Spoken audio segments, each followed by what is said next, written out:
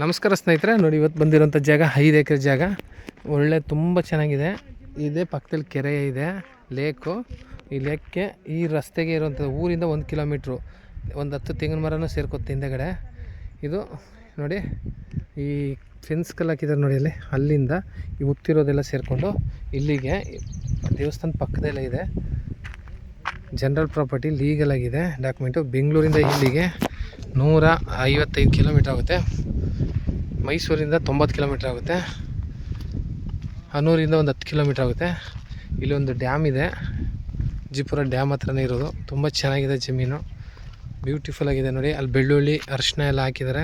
ಈ ಕಡೆ ಬೆಳ್ಳುಳ್ಳಿನೂ ಸೇರ್ಕೊತ್ತೆ. ಹಿಂಗೆ ಹೋಗಿ ಅಕ್ಕಲ್ಲಿ ಹಾಕಿದ್ರಲ್ಲ ಅಲ್ಲಿ ಹಿಂದೆಗಡೆ ತೆಂಗಿನ ಮರ, ಜೋಳ ಹಾಕಿದ್ರಲ್ಲ ಅಲ್ಲಿ ಬೆಳ್ಳುಳ್ಳಿ ತನಕ ಮನೆ, ಬೆಳ್ಳುಳ್ಳಿನೂ ಸೇರ್ಕೊತ್ತೆ. ಜಾಗ ಅಂತೂ ಬ್ಯೂಟಿಫುಲ್ ಆಗಿದೆ.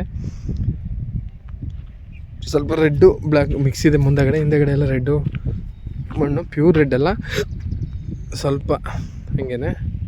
ಜಮೀನಿತ್ತಂತೂ ಚೆನ್ನಾಗಿದೆ. ಅಕ್ಕಪಕ್ಕ ಎಲ್ಲ ತೋಟಗಳೇ ನೋಡಿ, ಬಾಳೆ ಎಲ್ಲ ಬೆಳೆದಿದ್ದಾರೆ ಹಿಂದೆ ಮುಂದೆ. ಸುತ್ತ ಇಲ್ಲೆಲ್ಲ ತೋಟಗಳೇನೆ. ಒಳ್ಳೆ ವ್ಯೂ.